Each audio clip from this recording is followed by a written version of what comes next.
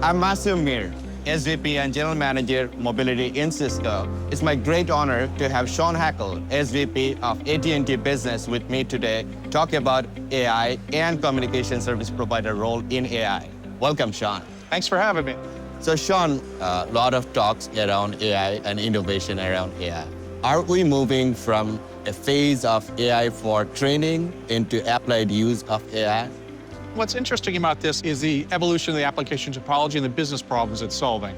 So essentially what you're seeing is as people go to extend the use of AI into more real-world problems, they're encountering opportunities and new capabilities required to be effective in that environment. So gradually seeing a shift in sort of the architecture, which involves being able to solve more complex problems at the edge.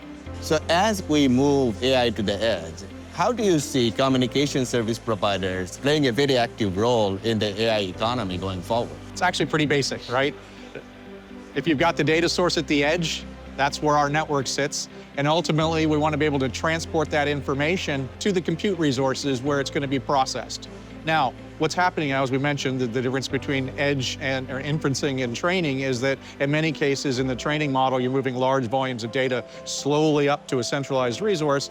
In the inferencing world, there's a lot of problems where essentially you're trying to get the fastest path between what's going on in the real world to the AI engine so it can analyze it, come back with a response, and then push it back out to an actuator to do something in the real world. And that's where the value of the operator partnering closely with the GPU provider comes in. You get the fastest pipe with the best possible protection going from that edge device into the compute resource, and we have an important role to play in making sure that that happens.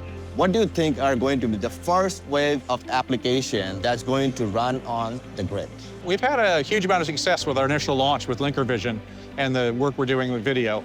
But I think processing all of that sort of large volume of content data at the edge, whether it be video or media or atmospheric data or specialty data sources like that, where essentially you're collecting a very, very large volume of data that would be extremely expensive and maybe not timely to ship back to a centralized source. So you're able to do preliminary processing at the edge, capture that down, convert it into something consumable, and then later on shift that aggregate data back to the cloud for further analysis. It's not an either or, it's an ability to solve the problem in chunks and parts so that you can be very quick for a response that is required with low latency in the real world, while still managing to take the advantage of any processing you may want to do post the event in the central cloud. And so we see applications like public safety, worker safety, QA in manufacturing environments, so stuff where you really want to be able to capture and respond in real time, which will eventually lead to the world of physical AI.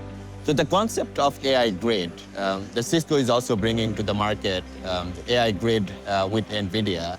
How do you see AI Grid is going to enable AT&T to bring this service to mass market? Super important for us. One is to have the compute resources available at the edge of the network, which is obviously our partnership bring that together. Our partnership with NVIDIA, with Cisco, lets us expose those capabilities to developers, so bringing that application ecosystem and the innovation ecosystem to the edge of the network. The other important part that Cisco brings to the table for us is just the ability to make that experience as smooth and as easy as possible for the developer. So in other words, for them to take advantage of the intelligence in the network, for them to build applications that reach scale, for them to build those next generation of applications which are consumable by AI agents, and AI processes, we need that orchestration, we need the management capabilities, and the work we're doing with Cisco is how we expose that to the developer community and the end users in order to have a very, very simple, very secure, and highly scalable experience. Thanks for being here, Shawn. Masum, I appreciate the opportunity to speak with you and super excited about all the great work we're going to do together. We have a lot more to do. This is just the beginning.